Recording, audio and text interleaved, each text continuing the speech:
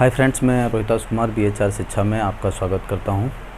आज हम पढ़ेंगे भारत पर अरबों के आक्रमण के बारे में, और उससे पहले थोड़ी सी नज़र डालेंगे इस्लाम के उदय के बारे में। जो अरब प्रदेश में इस्लाम का किस प्रकार से उदय हुआ, कौन संस्थापक थे, और कुछ महत्वपूर्ण तारीख़ों को लेकर के, डेट्स को लेकर के, जिनसे संबंधित कभी कभी क्वेश्चंस आ जाते हैं। इस्लाम धर्म के उदय के संबंध में पढ़ें संस्थापक के बारे में, तो हज़रत मोहम्मद जी संस्थापक हैं, जिनका जन्म 570 ईस्वी में मक्का में हुआ। पिता अब्दुल्ला, माता अमीना। कहा जाता है कि जब मोहम्मद हजरत जी 6 महीने के थे, उस समय उनकी माता की मृत्यु हो गई थी। उनका विवाह खादीजा नाम की एक विधवा स्त्री से हुआ, जिसकी उम्र बताई जाती है कि 40 वर्ष थी, और उस समय हजरत मोहम्मद जी मात्र 15 वर्ष के थे। उनके एक पत्नियों को लेकर के भी कई मतभेद हैं विद्वानों के। कहा जाता है कि उनकी केवल एक ही पत्नी न होकर के कुल 13 पत्नियां थीं, जिनमें से पहली खादीजा नाम की पत्नी थी। पुत्री फतिमा और दामाद अली। ज्ञान की प्राप्ति 610 ईस्वी में हीरा गुफा में हुई। हिजरी सम्मत को लेकर थोड़ी सी जानकारी देंगे, जिसके बारे में बताया जाता है कि मक्का से लेकर के इसी तारीख को 22 दिसंबर 622 ईस्वी को मक्का से लेकर के मदीना के लिए हज़रत मोहम्मद जी ने यात्रा की थी अपने अनुयायियों के साथ में। यहीं से हिजरी कैलेंडर की शुरुआत होती है इस्लाम धर्म के उदय के संबंध में। पवित्र ग्रंथ इनका कुरान है। उत्तराधिकारी, इनकी मृत्यु 632 ईस्वी में मदीना में हुई। उसके बाद इनके जो उत्तराधिकारी हुए वो 4 मेन रूप से उत्तराधिकारी हुए, जिन्होंने इन्हीं के पद पर कार्य किया। लेकिन 5 में जो उत्तराधिकारी थे वो अल-हज्जाज थे, जो उमैयद वंश की उन्होंने स्थापना कर दी थी, और यही खलीफा पद एक राजनीतिक पद बाद में बन गया था। इनकी जो शिक्षाएं हैं वो प्रमुख शिक्षाएं 5 इन्होंने शिक्षाएं दी हैं, जिनमें मेन रूप से कलमा पढ़ना, नमाज पढ़ना, दिन में 5 बार नमाज पढ़ना, रमज़ान कर देना। कर एक ज़कात कर था जो स्पेशल रूप से मुस्लिम लोग अपने धर्म के उत्थान के लिए देते थे। जो एक हज की यात्रा करना, जो अपने जीवन में मात्र एक बार मुस्लिम धर्म के लोगों को हज की यात्रा के बारे में इन्होंने अपनी शिक्षाएं दी। इस प्रकार से ये एक इस्लाम धर्म के उदय के बारे में कुछ फैक्ट्स हैं जो हमने पढ़े हैं। उसके बारे में मैं आपको साथ साथ बताता चलूँ कि इतिहास को पढ़ने के लिए, इतिहास के क्रमबद्ध अध्ययन के लिए हमें मैप की ज़रूरत होती है। मैप उस समय क्या थी, आज की मैप्स क्या हैं, उनके बारे में दोनों का अध्ययन करें। उसके बाद इतिहास को तिथि वाइज पढ़ें तो समझ आधारभूत होती है और एक ज़्यादा समझ बढ़ जाती है, जिससे कि रटने का बोझ नहीं बढ़ता है। इतिहास को रटा नहीं जा सकता, समझा जा सकता है। समझोगे तो ज़्यादा समय तक रहेगा, और रटोगे, रटने से आज रट लोगे, कल रट लोगे, 10 दिन तक याद रहेगा, 20 दिन तक, लेकिन बाद में भूल जाओगे। तो आगे पढ़ते हैं कि भारत पर अरबों के आक्रमण के बारे में। इससे पहले जान लें कि हमें भारत पर अरबों के आक्रमण के बारे में जो जानकारी मिलती है वो फुतुह अल-बलदानी तथा चचनामा से, जो एक फ़ारसी ग्रंथ है जिसकी रचना बिलादुरी ने की है। भारत पर कई आक्रमण हुए, मेन रूप से 638 ईस्वी से 711 ईस्वी तक कई आक्रमण हुए। 14 आक्रमण हुए। जो असफल आक्रमण थे उसमें से 711 ईस्वी में उबैदुल्ला का असफल प्रयास और बुदैल का असफल प्रयास, जो अल-हज्जाज से आज्ञा लेकर के आए थे भारत पर आक्रमण के लिए, लेकिन ये आक्रमण असफल रहे। उसके बाद 712 ईस्वी में मोहम्मद बिन कासिम 17 वर्ष की आयु में भारत पर आक्रमण करता है, जिसके विषय में हम थोड़ा सा जानेंगे। मोहम्मद बिन कासिम कौन था? ये खलीफा अल-हज्जाज के छोटे भाई का पुत्र था, जो अल-हज्जाज मोहम्मद बिन कासिम के ताऊ थे। यह एक सेना में सिपह सालार था। कहा जाता है कि अल-हज्जाज का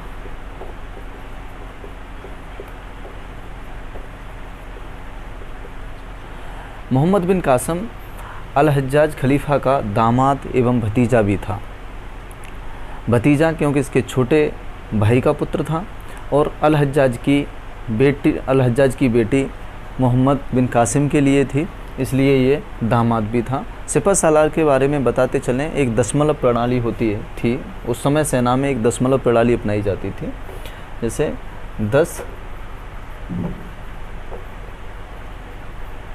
10 अश्वरोही के ऊपर एक रैंक होता था, सिरे एक खेल।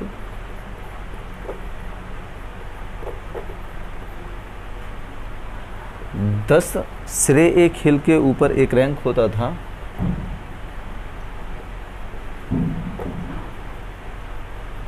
सिपह सालार। तो मोहम्मद बिन कासिम सेना में सिपह सालार था। मोहम्मद बिन कासिम से पहले के आक्रमण जो हुए 638 से 711 ईस्वी तक 74 वर्षों में 9 खलीफाओं ने 15 बार भारत पर आक्रमण किया। उनमें से जो 15वां आक्रमण था उसका नेतृत्व मोहम्मद बिन कासिम ने किया था, जो एक सफल प्रयास था। तो क्वेश्चन आता है कि भारत पर सफल प्रयास या सफल आक्रमण सबसे पहले अरबों में किसका हुआ था? तो मोहम्मद बिन कासिम का सफल आक्रमण भारत पर हुआ था, जो 712 ईस्वी में सिंध के राजा दाहिर सेन, जिस समय सिंध पर राजा दाहिर सेन शासन कर रहे थे। तो थोड़ा मैप के बारे से बताते चलें।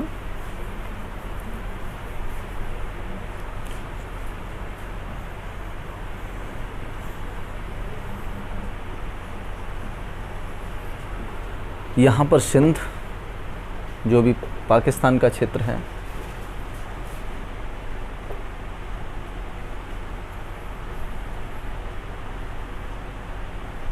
ये अरब, ये क्षेत्र समुद्र है और ये अरब सागर।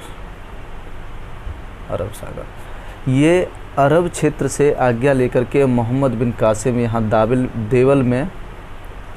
देवल के बंदरगाह पर आक्रमण करता है, जो कराची के नज़दीक है। देवल के बंदरगाह पर आक्रमण करता है और यहाँ पर एक बहुत संख्या में नरसंहार करता है। देवल पर आक्रमण करने के पश्चात वो सिंध पर आक्रमण करता है, जहाँ पर दाहिर सेन का शासन था। एक हिंदू शासक थे दाहिर सेन, यहाँ पर आक्रमण करता है।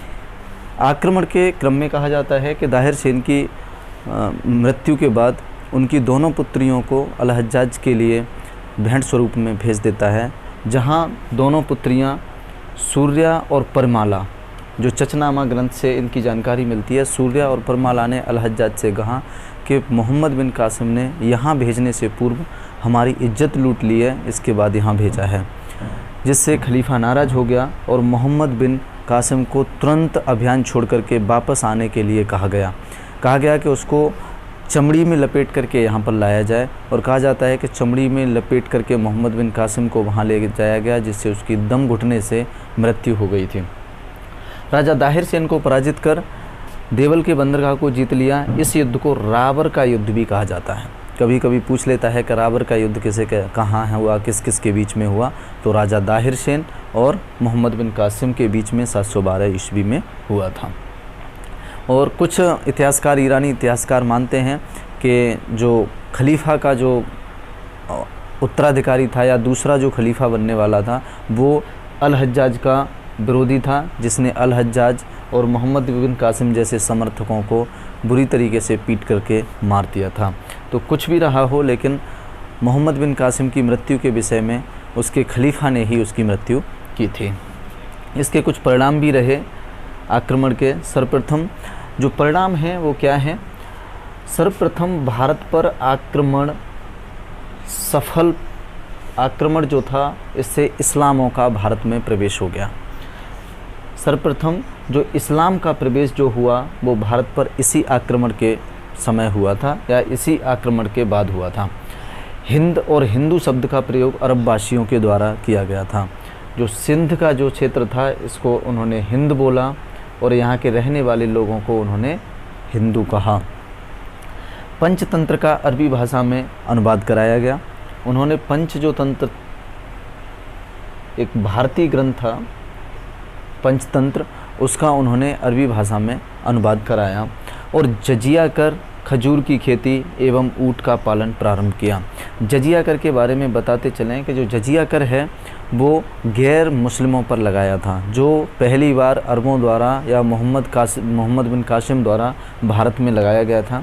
खजूर की खेती इन्हीं की देन थी और एवं ऊँट का पालना, क्योंकि अरब प्रदेश से ऊँट की सेना लेकर के आए थे, जिससे इन्होंने ऊँट का पालन भारत में प्रारंभ हो गया था। दिरहम नामक का इन्होंने सिक्का चलाया। दिरहम के बारे में बताते चलें कि उस समय अरब प्रदेश में दीनार और दिरहम नाम के 2 सिक्के थे। दीनार जैसे मान लो रुपया है, उस प्रकार से दीनार था, और जो पैसा है उस प्रकार से दिरहम नामक का सिक्का इन्होंने भारत में चलाया। भारतीय खगोल शास्त्र का विस्तार अरबों से यूरोप तक हुआ। यहाँ भारतीय खगोल शास्त्र इन्होंने सीखा, यहाँ से अरबों तक ये शिक्षा पहुँची और इसका प्रसार यूरोप तक हो गया। तो भारतीय खगोल शास्त्र का विस्तार भी यूरोप तक रहा।